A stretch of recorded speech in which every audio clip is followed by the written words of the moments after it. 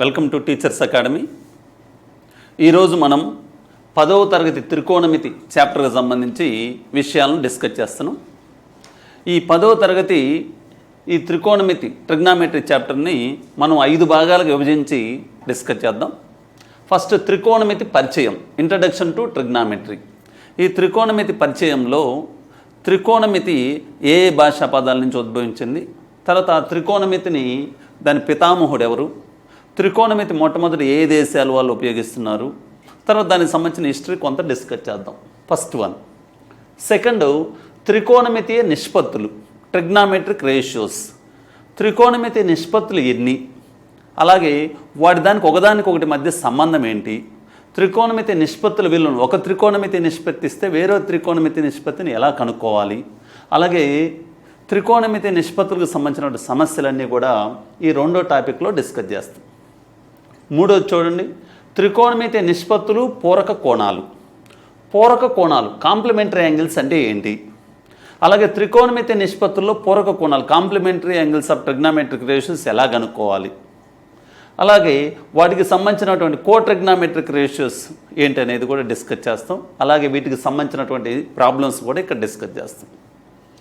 Next, ప్రత్యేక కోణాల త్రికోణమితి నిష్పత్తులు. ఈ త్రికోణమితి నిష్పత్తులను ట్రిగ్నామెట్రిక్ రేషియోస్ని కొన్ని స్పెషల్ యాంగిల్స్కే కనుక్కుంటాం అనమాట. 10th క్లాస్ వరకు 0 degrees, 30 degrees, 45 degrees, 60 degrees, 90 degrees. ఈ కోణాలకు మాత్రమే ట్రిగ్నామెట్రిక్ రేషియోస్ యొక్క వాల్యూస్ని కనుక్కుంటాం. అలాగే వాటికి సంబంధించినటువంటి ప్రాబ్లమ్స్ కూడా ఇక్కడ డిస్కస్ చేస్తాం. లాస్ట్ 5వది వచ్చేసి త్రికోణమితి సర్వ సమీకరణాలు, ఐడెంటిటీస్, ట్రిగ్నామెట్రిక్ ఐడెంటిటీస్. ఇక్కడ చూడండి, ఐడెంటిటీ అంటే ఏంటి, అలాగే ట్రిగ్నామెట్రిక్ ఐడెంటిటీస్ ఎన్ని, త్రికోణమితి సర్వ సమీకరణాలు ఎన్ని, ఆ సర్వ సమీకరణాల నుంచి ఇంకో కొన్ని ఫార్ములాస్ మనం ఎలా తయారు చేయొచ్చు, అలాగే వాటికి సంబంధించినటువంటి ప్రాబ్లమ్స్ కూడా ఇక్కడ డిస్కస్ చేస్తాం. ఇది మొత్తం 10th క్లాస్లో ఉన్నటువంటి ట్రిగ్నామెట్రీ టాపిక్ని మనం 5 భాగాలకు విభజించి ఎక్స్ప్లెయిన్ చేయడం జరుగుతుంది. ఫస్ట్ వన్ చూడండి, త్రికోణమితి పరిచయం, ఇంట్రడక్షన్ టు ట్రిగ్నామెట్రీ.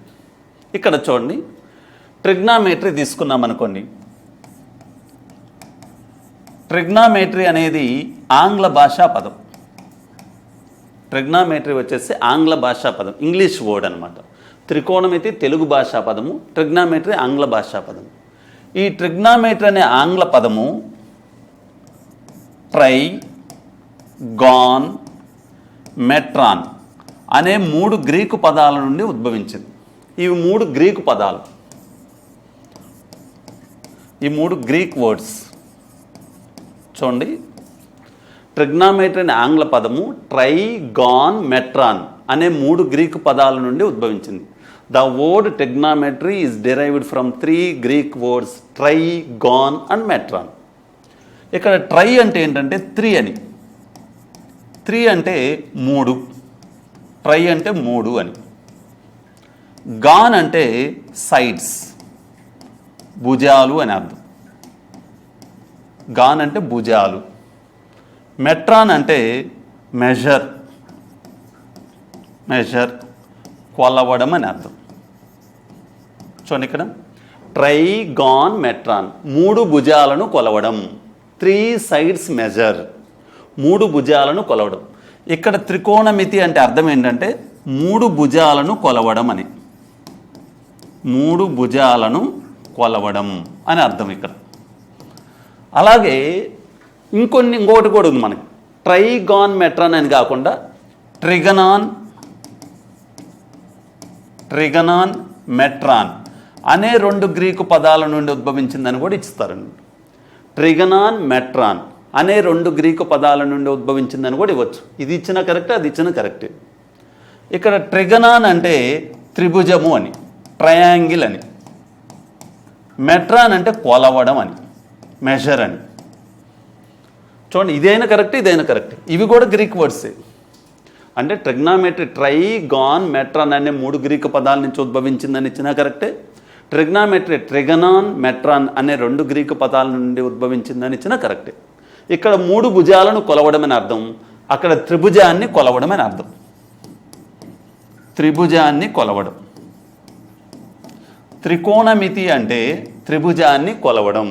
ట్రిగ్నామెట్రీ అంటే ఏంటంటే 3 భుజాలను కొలవడం లేదా త్రిభుజాన్ని కొలవడం. అంటే ఇక్కడ 3 భుజాలను కొలవడం అంటే అర్థం ఏంటంటే త్రిభుజంలో ఉండేటటువంటి 3 భుజాలకు 3 కోణాలకు మధ్య సంబంధాన్ని అధ్యయనం చేయటం అని అర్థం.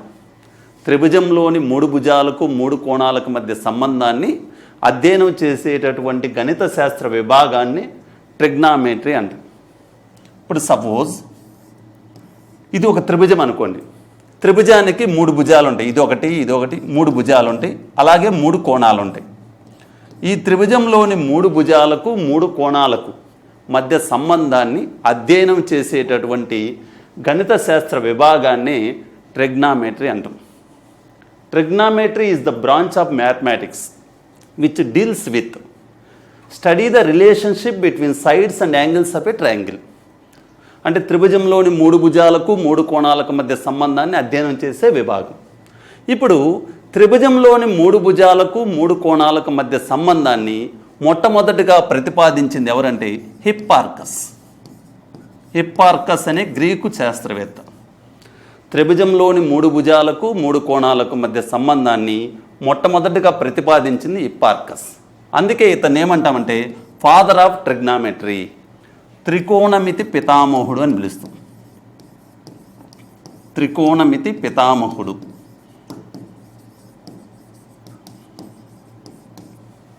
చూడండి, త్రిభుజంలోని 3 భుజాలకు 3 కోణాలకు మధ్య సంబంధాన్ని అధ్యయనం చేసినటువంటి గణిత శాస్త్ర విభాగాన్ని ట్రిగ్నామెట్రీ అంటాం, త్రికోణమితి అంటాం. ఆ విధంగా 3 భుజాలకు 3 కోణాలకు మధ్య సంబంధాన్ని మొట్టమొదటిగా ప్రతిపాదించింది హిప్పార్కస్ కాబట్టి ఇతని త్రికోణమితి పితామహుడు, ఫాదర్ ఆఫ్ ట్రిగ్నామెట్రీ అంటాం. అలాగే చూడండి, త్రికోణమితి అంటే ఇప్పుడు మనం అర్థం చేసుకున్నది ఏంటంటే త్రిభుజం యొక్క భుజాలకు కోణాలకు మధ్య సంబంధాన్ని అధ్యయనం చేయటం అని. ఇక్కడ మనము త్రికోణమితిని మొట్టమొదటిగా ఈజిప్ట్, బాబిలోనియా వాళ్ళు మొట్టమొదటిగా ఈ త్రికోణమితిని ఉపయోగించారు అనేటటువంటి ఆధారాలు మనకు తెలియజేస్తుంది. ఈజిప్టు, బాబిలోనియాలో ఉండేటటువంటి ప్రజలు మొట్టమొదటిగా ఈ త్రికోణమితిని ఉపయోగించారు అనేటటువంటిది విషయము మనకు ఆధారాల ద్వారా తెలుస్తుంది. త్రికోణమితిని వాళ్ళు మొట్టమొదటిగా వేటికి ఉపయోగించారు అంటే భూమి నుండి ఆకాశానికి, అంటే నక్షత్రాలకి, భూమి నుండి నక్షత్రాలకి మధ్య దూరాన్ని కనుక్కోవటానికి, భూమి నుంచి గ్రహాలకు మధ్య దూరాన్ని కనుక్కోవటానికి ఈ త్రికోణమితిని పురాతన కాలంలో ఉపయోగించారు. చూడండి, భూమి నుండి నక్షత్రాలకు మధ్య దూరాన్ని, భూమి నుండి గ్రహాలకు మధ్య దూరాన్ని కనుగొనుటకు ఈ త్రికోణమితిని మొట్టమొదటిగా ఉపయోగించారు. ఆ తదనంతరం ఏంటంటే త్రికోణమితి అన్ని రంగాల్లో కూడా ఉపయోగించడం జరుగుతుంది. మనకి ఇక్కడ త్రికోణమితి అంటే త్రిభుజం యొక్క భుజాలకు కోణాలకు మధ్య సంబంధం అంటాం. ఇక్కడ ప్రత్యేకించి ఈ 10th క్లాస్లో మనము లంబకోణ త్రిభుజం యొక్క భుజాలకు కోణాలకు మధ్య సంబంధాన్ని మాత్రమే మనం డిస్కస్ చేస్తాం. లంబకోణ త్రిభుజంలో ఉండేటటువంటి భుజాలకు కోణాలకు మధ్య సంబంధాన్ని మనము ఈ చాప్టర్లో డిస్కస్ చేస్తాం.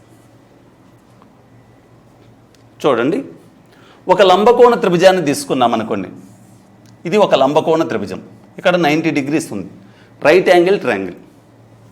ఇది ABC తీసుకున్నాం. ఇది ఒక లంబకోణ త్రిభుజం, రైట్ యాంగిల్ ట్రయాంగిల్. ఈ 90 degreesకి ఎదురుగా ఉన్నదాన్ని ఆ భుజాన్ని ఏమంటామంటే కర్ణము అంటాం. 90 degreesకి ఎదురుగా ఉన్నటువంటి దాన్ని కర్ణము, హైపోటెన్యూస్ అంటాం. హైపోటెన్యూస్. ఇక్కడ కోణం తీసుకున్నాం అనుకోండి, తీటా అనే కోణం సి దగ్గర తీసుకున్నాం అనుకోండి, సి అనే శీర్షం దగ్గర తీటా అనే కోణం తీసుకున్నాం అనుకోండి, ఆ కోణానికి ఎదురుగా ఉండే భుజాన్ని ఎదుటి భుజము అంటాం, ఆపోజిట్ సైడ్ అంటాం. ఇంకా మిగిలిపోయినటువంటి ఈ కోణానికి పక్కనుండే భుజాన్ని ఆసన్న భుజము అంటాం, అడ్జసెంట్ సైడ్. చూడండి, 90 degreesలకు ఎదురుగా ఉన్నటువంటి భుజాన్ని కర్ణము, హైపోటెన్యూస్ అంటాం.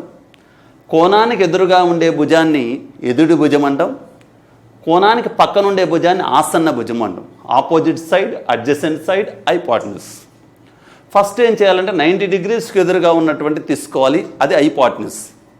తర్వాత ఇచ్చిన ఏ కోణం అయితే ఇచ్చాడో ఆ కోణానికి ఎదురుగా ఉండేది ఎదుటి భుజం అవుతుంది, మిగిలింది ఆసన్న భుజం అవుతుంది. ఒక్కోసారి చూడండి 90 డిగ్రీస్ ఇలా ఇచ్చారు, ఇక్కడ ఇచ్చారు PQR ఇచ్చారు. ఈ కోణానికి 90 డిగ్రీస్కి ఎదురుగా ఉన్నటువంటిది కర్ణము. ఒకవేళ కోణం ఇక్కడ ఇచ్చాడు అనుకోండి, కోణం ఇక్కడిస్తే ఈ కోణానికి ఎదురుగా ఉన్నటువంటిది ఇది ఎదుటి భుజం అవుతుంది, ఇది ఆపోజిట్ సైడ్ అవుతుంది, ఇది ఆసన్న భుజం అవుతుంది. 90 డిగ్రీలకు ఎదురుగా ఉన్నది కర్ణము, హైపోటెన్యూస్, అది ఫిక్స్. కోణం ఇక్కడ ఇచ్చినప్పుడు ఇది ఎదుటి భుజము, ఇది ఆసన్న భుజం అయింది. కోణం ఇక్కడ ఇచ్చినప్పుడు ఇక్కడ ఎదుటి భుజము, ఇది ఆసన్న భుజం అవుతుంది.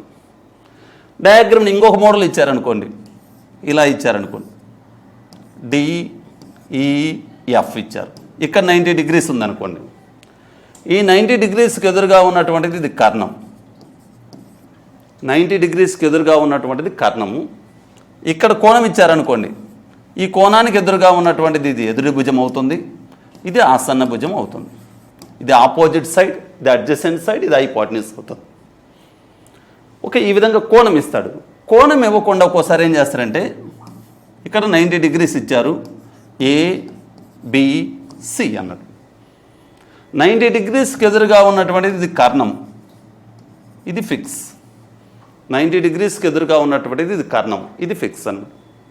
ఇప్పుడు చూడండి, సి భుజానికి ఎదురు చూడండి, సి శీర్షానికి ఎదుటి భుజం ఏమవుతుందంటే AB అవుతుంది. ఈ సి శీర్షానికి ఆసన్న భుజం ఏదవుతుందంటే BC అవుతుంది. అంటే సి దృష్ట్యా, సి ప్రకారము ఇది ఎదుటి భుజం అవుతుంది, ఇది ఆసన్న భుజం అవుతుంది. ఇది ఆపోజిట్ సైడ్, ఇది అడ్జసెంట్ సైడ్ అవుతుంది.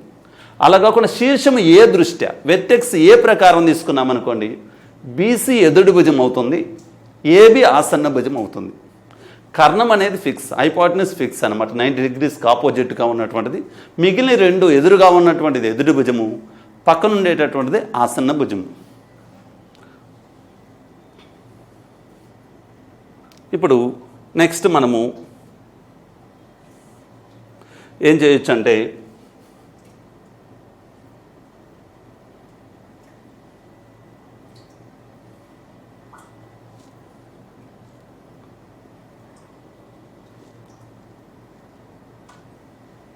ఓకే చూడండి, మనం ఇంకో స్లైడ్ ఒకసారి చూద్దాం.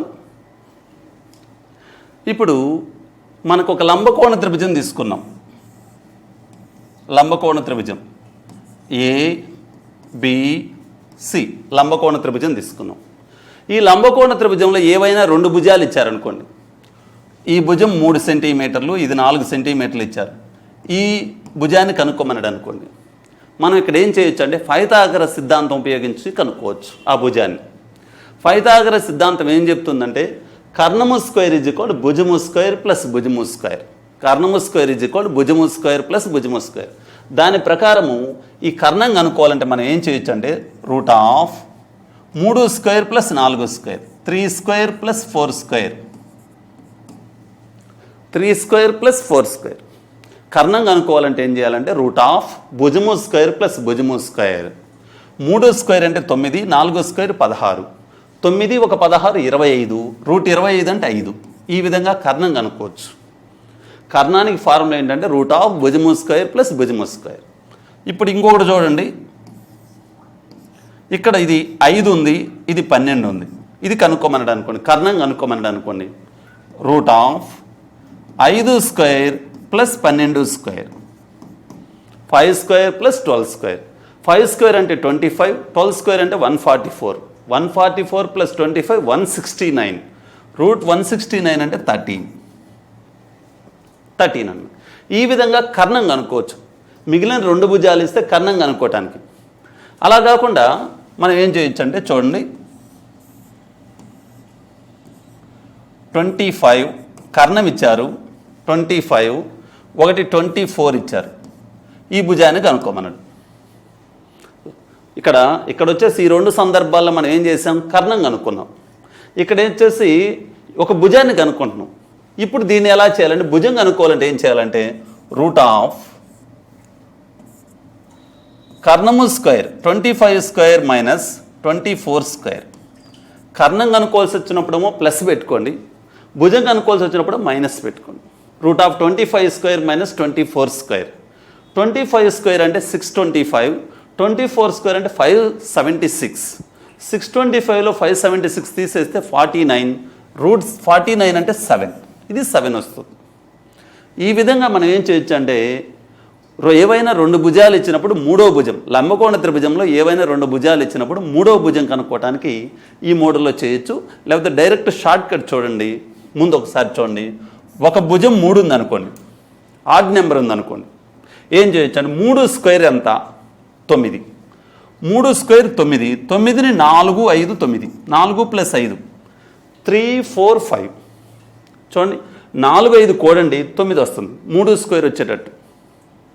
ఇప్పుడు 5 ఉందనుకోండి, 5 స్క్వేర్ ఎంత 25, 25 వచ్చేసి 12, 13, 25, 12, 13, 25, 5 స్క్వేర్ 25, 12, 13, 25. ఇక్కడ 7 తీసుకున్నాం అనుకోండి, 7 స్క్వేర్ 49, 24, 25, 49, 24, 25, 49. ఇక్కడ చూడండి ఆడ్ నెంబర్ 3. ఈ లంబకోణ త్రిభుజంలో ఉండేటటువంటి 3 భుజాల్లో చిన్న భుజము బేస్ సంఖ్య అయితే, లంబకోణ త్రిభుజంలో ఉండేటటువంటి 3 భుజాల్లో చిన్న భుజం బేస్ సంఖ్య అయితే, మిగిలిన 2 భుజాలు కనుక్కోవడానికి చూడండి 3 square 9, 9 4 + 5 9, 5 square 25, 12 + 13 25, 7 square 49, 24 + 25 49, 9 square 81, 40 41 81, 11 square 121, 60 61 121. ఇలా రాసుకోవచ్చు. ఈ 2 కూడితే 9, 3 స్క్వేర్ 9, ఈ 2 కూడితే 25, 5 స్క్వేర్ 25, ఈ 2 కూడితే 49, 7 స్క్వేర్ 49, ఈ 2 కూడితే 81, 9 స్క్వేర్ 81, ఈ 2 కూడితే 121, 11 స్క్వేర్ 121. ఈ విధంగా అంటే ఈ లంబకోణ త్రిభుజంలో చిన్న భుజము బేస్ సంఖ్య అయితే ఈ విధంగా మనం ఫాస్ట్గా లెక్క చేయడానికి ఈ విధంగా రూట్లు ఇవన్నీ చేయకుండా డైరెక్ట్గా మూడోది కనుక్కోవచ్చు. ఇప్పుడు చూడండి, 3 ఉందనుకోండి, 3 స్క్వేర్ 9, 4 + 5 9, 5 రాసేస్తాం ఒకేసారి. 3 స్క్వేర్ 9, 4 + 5 9, 5 స్క్వేర్ 25, 12 + 13 25, 5 స్క్వేర్ 25, 12 13 25 ఒకేసారి రాసేస్తాం. 24 25 కూడండి 49, 7 స్క్వేర్ 49, ఈ 2 కూడితే 49, 7 స్క్వేర్ 49. ఆ విధంగా మనం మూడో భుజాన్ని బేస్ సంఖ్య ఇచ్చినప్పుడు కనుక్కోవచ్చు. అదే సరి సంఖ్య ఇచ్చారనుకోండి, ఇప్పుడు ఎలా చేయొచ్చు అంటే చూడండి, ఒక లంబకోణ త్రిభుజంలో ఇది 6, ఇది 8 ఉందనుకోండి, ఇది కనుక్కోవాలి. మనం ఏం చేయొచ్చు, రూట్ ఆఫ్ 6 స్క్వేర్ + 8 స్క్వేర్ వేసి చేయొచ్చు. Root of 6 square + 8 square.